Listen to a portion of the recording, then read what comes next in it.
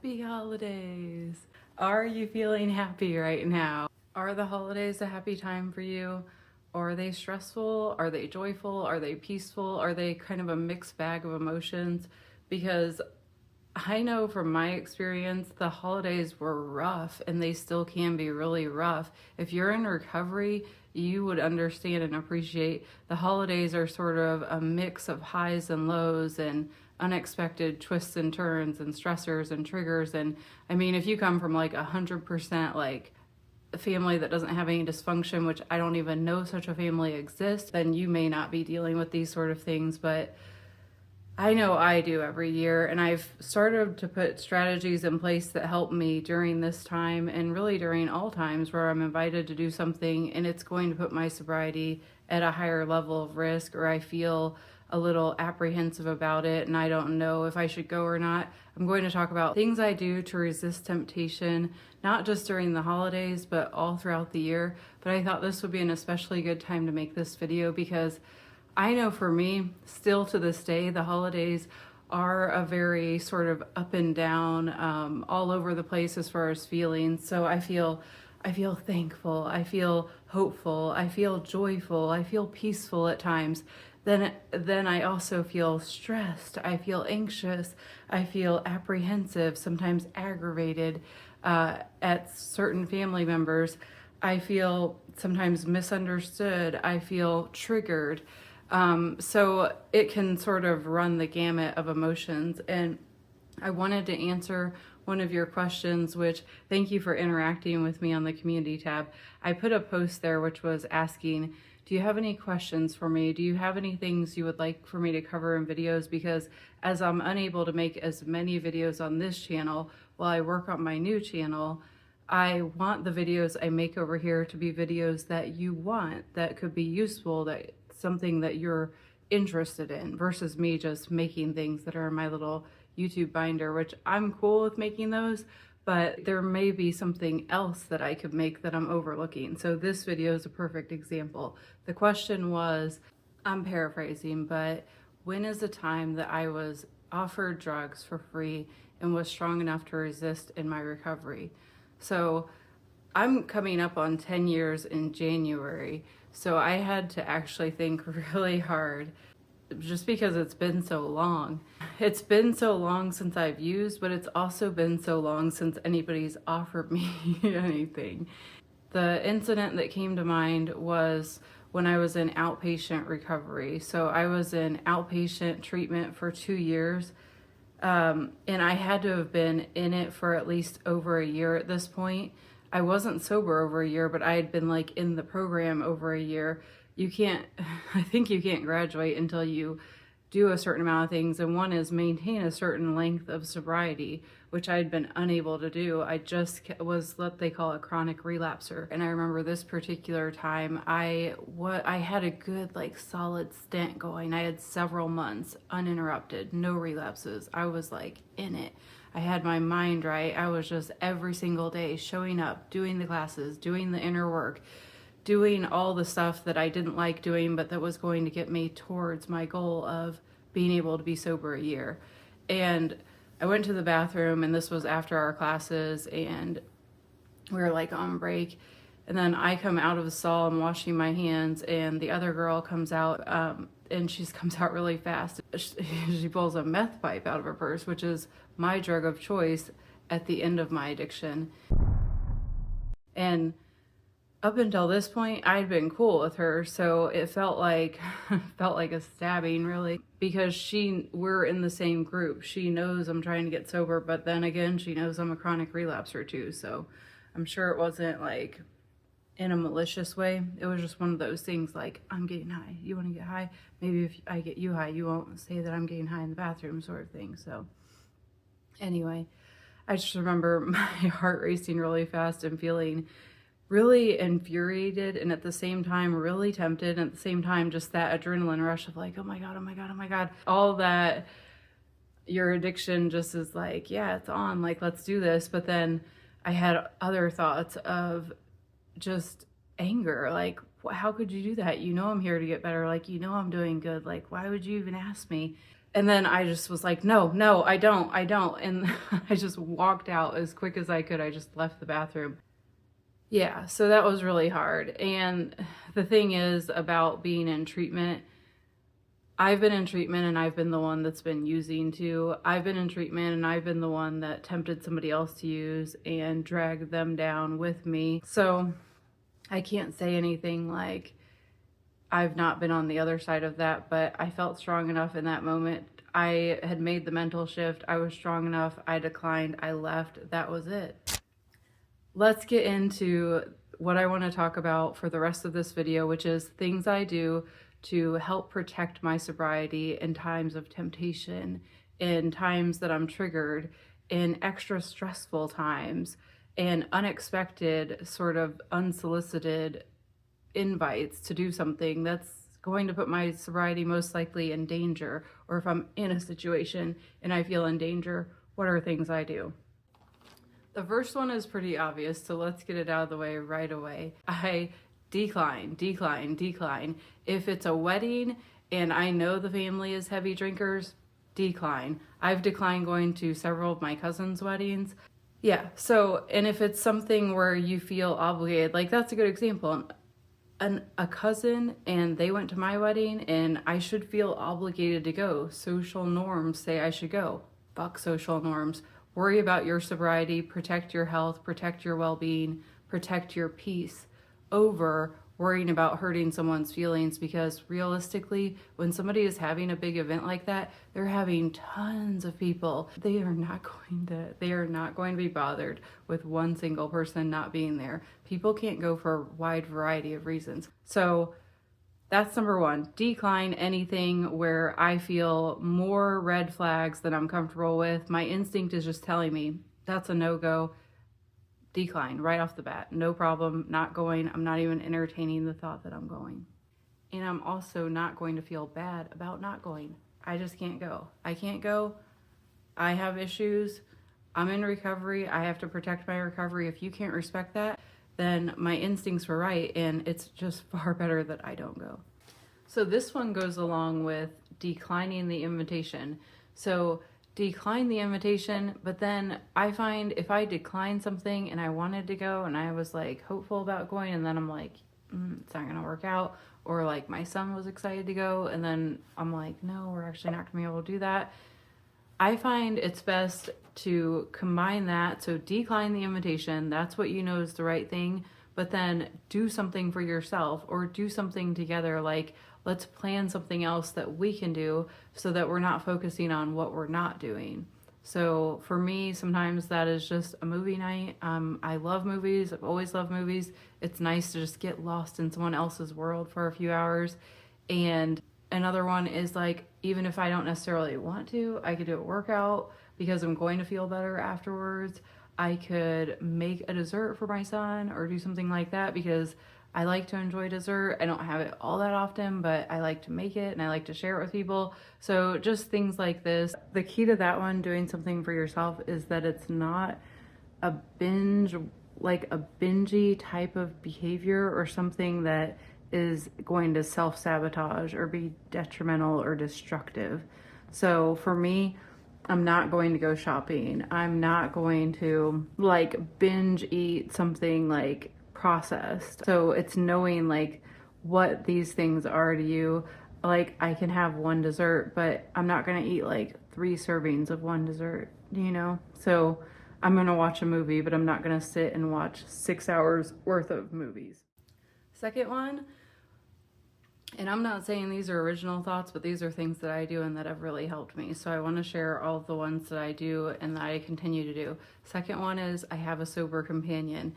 And now my sober companion is my husband, but it doesn't have to be like that. A sober companion could be, and I say sober companion on purpose, not sober friend, not sober buddy, because this person doesn't have to be your friend. If you don't have somebody sober in your life, I highly recommend that you go to AA meetings or NA meetings or go to a church, anywhere where you can meet somebody and be exposed to somebody that is working on the same thing. So NA and AA meetings are great for this because you can meet somebody and they can support you in this way. They can agree to accompany you to an event where you feel really triggered and you don't feel comfortable, you don't feel like confident that you can go by yourself, but there's power in numbers. And I know this because my husband, he offered to quit drinking, and he already quit doing drugs when he joined the military, but he didn't have to quit drinking, and he offered to quit drinking so that I would have a support, a sober support built in that I could rely on,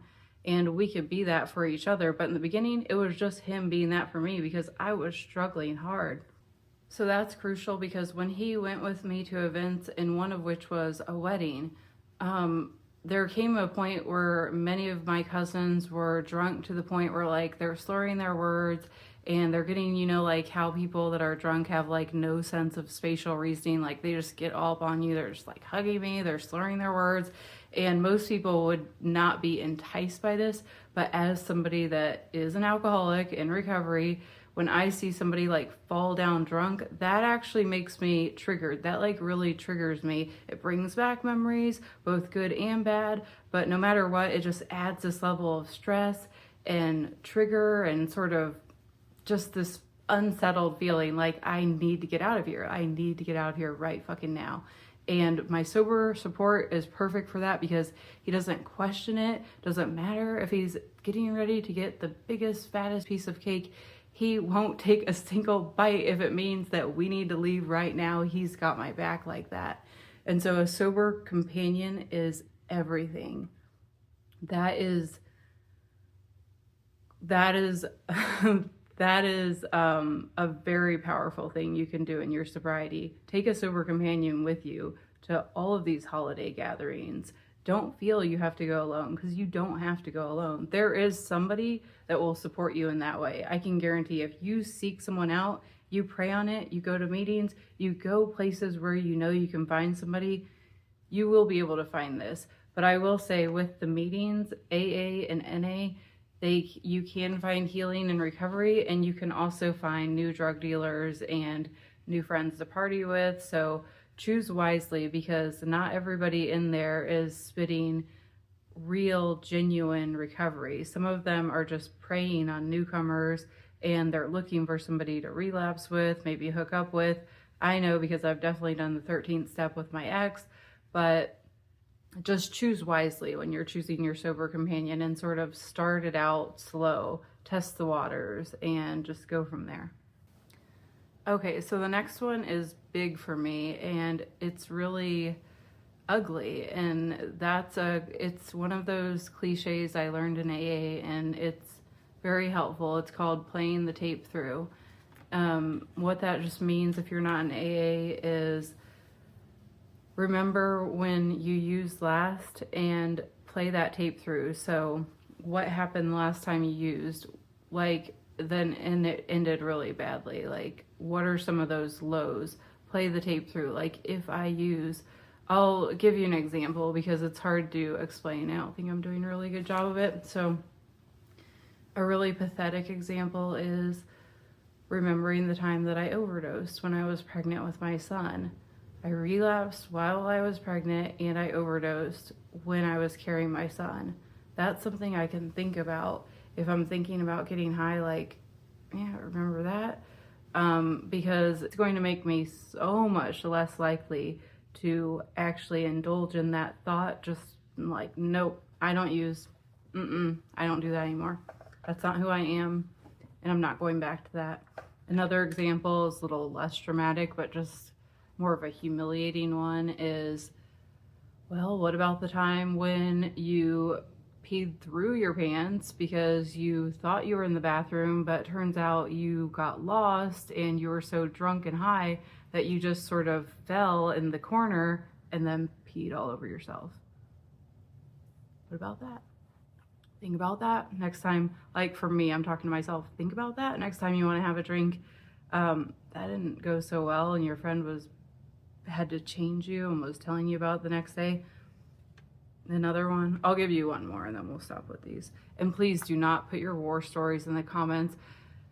That's one thing I was glad to get out of AA for. I got really tired of hearing the war stories because it's like not productive in any way. If there's not a reason you're sharing it, I just feel it's a waste of time, and it's thinking too much on where you were versus thinking where you're trying to go.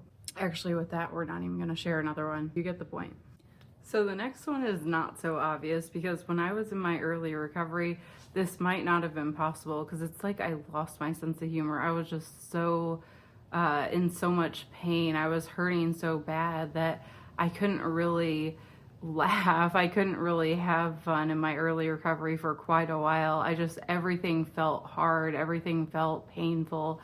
I remember even breathing felt like it hurt in the beginning. So have fun. This is the next tip. If you're going to do something, whether it's a holiday or a party or get together, find a way to make it fun. Make it fun for yourself. So maybe you can bring a game. Like, I enjoy charades. It's the one where you're like acting out the thing and everybody's guessing it. Bring a board game. Board games are wholesome, and a lot of them are wholesome, and they're a way to connect with people that's like going to create some good memories. Another one is dance. Dance like you danced when you were messed up. Taking the dash, and if you think you're taking the pass, my homies are breaking my half like a Kit Kat. Right, slow left, Stevens and fades. Shoot slidos and BKs, those was the days. Fucking new model cars, we riding old school. Like, dance like nobody's watching. There's just something so cathartic about that. Dance like you're a little kid and the music moves you how it moves you. Don't overthink it. Just listen and do.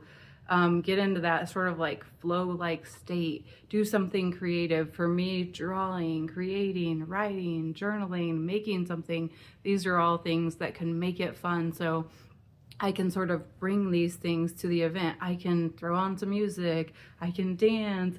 We can play a game. Like, I could bring activities, and I could do like a little art class with people. Just find a way to make it fun in whatever way that was. And I remember in my early sobriety, since my son was really little, I used to enjoy hanging out with the younger kids, my nieces and nephews and my son, and doing something with them. And that kind of leads into the next tip, which is when you're too much focused on yourself, it can be really easy to ruminate and have these sort of like self-destructive thoughts and think too hard on the past and worry too much about what if. But if you're thinking too much inwardly, it's just really good to do something like for somebody else, no matter how simple that is. It could be spending time with your nieces and nephews, spending time with your kids, playing a game with them, going outside, doing like a hike or playing basketball, just anything. It could be giving your dog a special treat. Bella's been enjoying these holiday cookies. So it doesn't have to be something big or elaborate. It's just something to get you outside of yourself, and it feels good when you're doing something for somebody else, no matter how small. It makes you feel good. It's like you're doing it for both yourself and them, really. So I want to keep this one short because I don't want to air other people's business, because I want to just focus on myself. But when you get into family dynamics, it can get really tricky. So I just find, like, I'll talk generally here, and I have found that in my recovery, there's certain things that I won't tolerate. So I'm not going to tolerate if you're going to neglect, mistreat, or abuse a child verbally or physically. And I'm there, and my son's there to see it. I'm not going to tolerate if you invite me over and then you sneak off to use and keep coming back more intoxicated. I'm not going to tolerate it if you feel that you need to drink every single time before the get together and you're obviously drunk by the time we get over there. So certain things those are like, for me, it's sort of tricky because, say for instance, it's not your aunt. Say this is your mother you're dealing with. And I'm not saying it's my mother, but like, say, here's an example. What if you have multiple families that you interact with on the holidays, as many of us do? So say it's your friend's mom, or your husband's dad, or your friend's dad, it's a family member that you can't just like, I'm not gonna, you can't cut contact. What I would say in those instances, it's because it's not your relationship to terminate. So if I wanted to cut contact with my own mom, I could. It's my right. But I wouldn't advise like a friend, oh, don't talk to your dad. It's like, it's your choice. But if I'm going over there, what I would say in these situations is I restrict contact, or I altogether eliminate contact. So I'll go over there if your dad's not going to be over there, or I'll go over there if your mom's not going to be drunk, but if it becomes like a constant thing where they always are, just no, that's okay. I don't need to go over. I go over way less, or I stop going over at all. It's just what I've had to do. I've become estranged with many family members over these things. I've become very distant from many family members, but I have remained sober. And ultimately, when I was at the end of my addiction, I do remember it was nearly impossible to get in contact with people when I was on my deathbed. My addiction had me by the throat. And so I have to remember that if I fall back into my addiction, I'm going to be back in that same situation. And if certain family members weren't there for me when I was in the thick of it, why would they be there the second time? So I have to prioritize my health. I have to prioritize my relationship with my husband, my relationship with my son. I have to protect what we have, and I have to protect my sobriety. And that leads me into the next point, which is, and I also want to say that every family has different like dysfunctions. And I'm not saying that if anybody does anything wrong, I'm not there. I deal with a lot, but there are certain things where I put up a boundary. It's a hard boundary. And if it gets violated like more than once, sometimes it's just once, depending on what it is. But yeah, that's when I have to just step away from the relationship. And I'm okay with that. And I don't feel bad about doing so. We have a lot more to go, so I better stop being so long-winded. The next one, I'm going to keep it short and sweet. It is keep it exclusive. And what do I mean by that? I mean, keep it into a tight circle of people that you know they're going to respect your sobriety. They're safe people. They're people that are rooting for you. They're people that encourage you to get better. So for me, a lot of holidays are spent with my sister, my brother-in-law, my nieces, my husband, my son, my parents, and that's great because they encourage my sobriety. We have a good time together. They're safe people. They don't drink in front of me. They don't trigger me like in a negative way. I find them all to be encouraging, and I enjoy seeing all of them, and I enjoy connecting with them. And so sometimes keeping it small and keeping it simple and keeping it safe is a really smart thing to do, and it feels good, and you build those relationships a little bit more than like if you go to a huge thing. It's hard to interact with everybody anyway, so there's just a lot more going on. So I find keeping it private, keeping it exclusive, keeping it small, keeping it to people that you feel good when you're around, and that can actually be really something you look forward to. It doesn't have to be like this thing that you dread. It can actually be something that you look forward to and something you come used to doing, and it becomes a highlight and not a stressor. So this next bit is just to encourage anybody, like if you're new in your recovery and you're feeling just like everything is going bad and things aren't getting better, I want to encourage you, because I went through 3 years of basically everything being shit, feeling like shit, just constantly feeling like they're not just feeling like things were getting worse. Things were getting worse in my sobriety. Things were getting worse in my recovery. I didn't have a job for an extended period. I was chronically broke. When anybody who's had an addiction knows you feed that addiction. So on the street, you get money. You can sell drugs and make a lot of money in one day, and you can get a lot of drugs. But when you're in recovery, you have all these strikes, against you. You have a criminal record. Nobody wants to hire you. You qualify for absolute crappy jobs. I'm just saying that maybe you have no car because the last car you had was stolen and now the police have it. Things like this. So having to start all the way from nothing and then seeing people in like the meetings or in your little group sharing things like, oh, so and so bought me a car, or I got a car now, I got a job, I got this, I got that, I got a bonus at work, and you're just sitting there like everything sucks. Why is it going well for everybody else? And I remember not feeling happy when people would share that, feeling kind of angry, like, why is it working for them and nothing's working for me? And I was very much in that sort of negative mindset still, of just like things are happening and I'm a victim and I don't have any power. And so I just want to say, hang in there, because things will get better. It is definitely worth it. And remember that this is a powerful thing. One of the people in my residential, like one of the COs, are they correction officer, that's jail. Okay, not CO, but the people that oversee the rehabilitation. So they're recovering addicts and they work there and they're guiding us and they're giving us advice. And one of them said to me, as hard as you chase that high, in that drink, that's how hard you have to work for your sobriety. And to me, I was just like, whoa. That's gonna be a lot of fucking work. That's what I remember thinking, because I know how hard I went for those highs. And yeah, when you think about it like that, remember, that's how hard you have to work for your recovery. But anything worthwhile is worth working for. It's worth fighting for.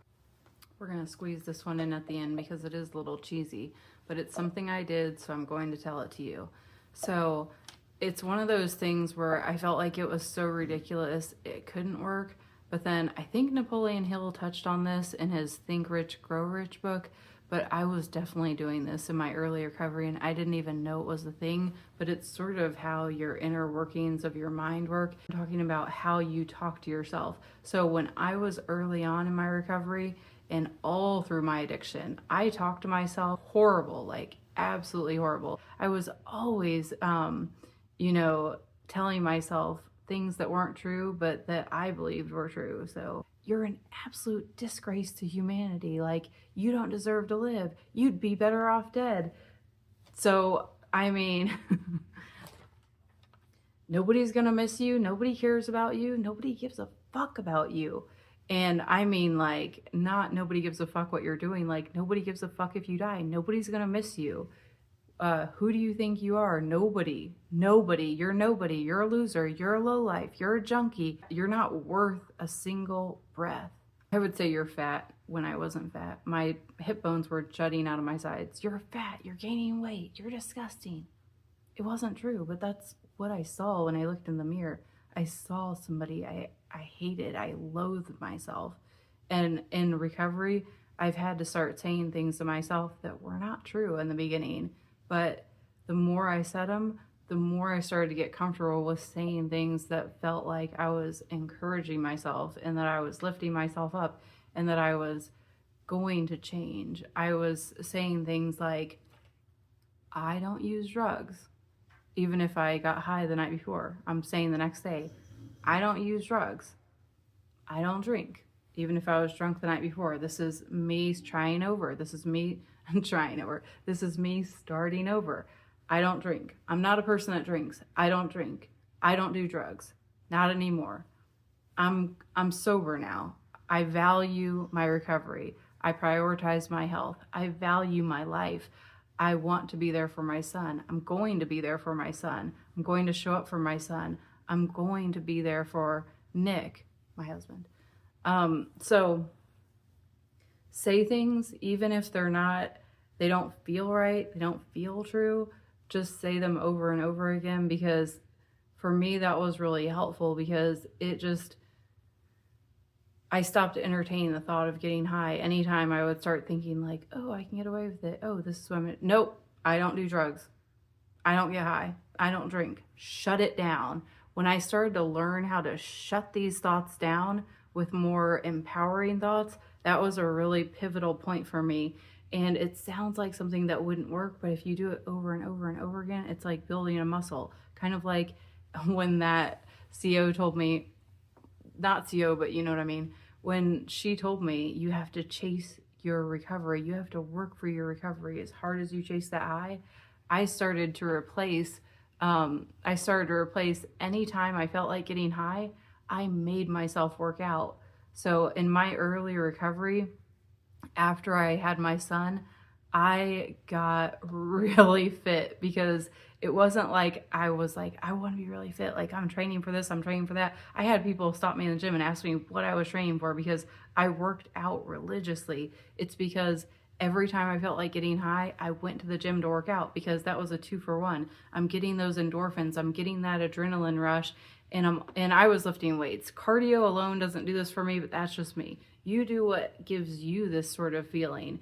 And I didn't want to work out, but that was another thing. I value my health. I value my life. Well, if I value my health and I value my life, then I should treat my body like it deserves to be treated. I should work out regularly. I should eat more nutritious, nutrient dense foods. And so this is what I started to do. And this became my norm. Sure, I like to indulge, but the majority of what I eat is nutrient dense foods, whole grains, fruits, vegetables, yada, yada, yada. So by doing that, that soon became my norm. You want to get high, you want to get drunk, I'm headed to the gym. That became my new pathway in my brain. It wasn't, you want to get high, you want to get drunk, I'm packing up my stuff, I'm getting my cash, I'm going to the liquor store, I'm going to call the dealer. No, it became, I'm packing up my stuff, I'm headed to the gym before this can even go any further. Like, I want to get high, I want to get drunk, I feel uneasy, I feel like, ooh, I want to do something. Well, I'm going to work out because that's actually going to benefit me. And so, yeah, I got really lean. I got really lean, and that shows how many times I wanted to get high. But I will say this, after this many years, the amount of times that I feel like getting high is really low, like significantly low. I can't remember thinking of wanting to get high in the recent 3 years off the top of my head. Maybe I have, but nothing is coming to mind. If anything, what I tend to think now is it would be really nice to just run away, just get away, just leave all my problems behind. That's still a real temptation for me. And that's hard, being a parent and owning a home, you can't just run away, but I do have those urges to still run away. And I'm sure that's pretty normal, given my history. Now remember, this isn't me telling you what to do. This is just me sharing what I do in the hopes that if it could be a strategy that helps you, good, because these are things that have helped me. Everybody has their own path to recovery. So my long-term path didn't end up with me staying in AA and NA, and it didn't end up with me staying in a church. But everybody's recovery is so different. I do have a strong relationship with God today. In the beginning, they said your higher power can be anything. That's what they said at NA and AA. And Bella, weird dog noises. In the beginning, they said your higher power can be anything. And the example was some people pick a doorknob or whatever. I was like, and I didn't say this out loud, but I remember in my early days, I was like, well, my higher power is going to be like the ultimate boss, the ultimate mobster. That's my higher power. And I went with that for a while, and it's probably no surprise I relapsed for a really long time in my early recovery because I was sort of just taking what they said, but it wasn't really sinking in. I wasn't really understanding, and I still don't understand when they say your higher power can be anything. To me, picking a higher power that was the ultimate mobster, the ultimate boss, that did not go well. And so I found my own path to recovery through just every day trying to get a little bit better than the day before, and every day trying to think a little bit more positive than the day before, and every day just trying to remember that I'm here for a reason. I survived this far. I'm not giving up now. And I just want to encourage you to do the same, to be ruthless with your recovery, and to be open with your heart and your mind, because we can get hardened shells in our addiction, and it's hard to slough off those layers because those layers are sort of like what's protected you and kept you feeling safe over the years. So Be patient with yourself. Be kind to yourself. Say good things to yourself. And these are things that worked for me, and I hope that they can work for some of you out there. And I will end with reading you something from my book here, Simply Christmas, that I picked up last season when I was feeling really stressed during the holidays or the season before. And I read it and it gives me a sense of calmness, and it sort of brings me back to feeling like this season is about, it's not about all the hectic stuff that is the commercial elements, but it brings me back to being centered on what matters. Full disclosure, I have not read the whole book. I pick it up when I feel like just reading a page, so I'm very random with this book. This is called Reclaiming Christmas. There's the picture. It says, remember, Jesus meets you where you are to help you become all he created you to be. And see, that alone, I could just think about that and feel a sense of calmness. And I could just sort of meditate on that thought. And that's sort of what I do with this book, is I sort of take a thought and I just think more deeply about it. I might journal afterwards. I'll read this paragraph and then we will call it. Jesus died to give us life in him, a life that is rich and satisfying, in abundance, to the full, till it overflows. Are we living that life, or are we lost in the dust and dirt, the deadliness and distractions? The deadlines and distractions. Do something today that fills you up, that makes you feel alive and overflowing. Maybe it's as simple as blowing bubbles with a child, or without, taking a walk, or laughing until your side hurts. Or maybe it's something more, like surprising a neighbor with an unexpected gift, volunteering at a shelter, or helping where your heart sees a need. Love abundantly today. No, live abundantly today. Love abundantly today too. Thank you for writing in. Write me more questions if you have it. I wish you all happy holidays and a beautiful new year, and I will see you next year. Peace.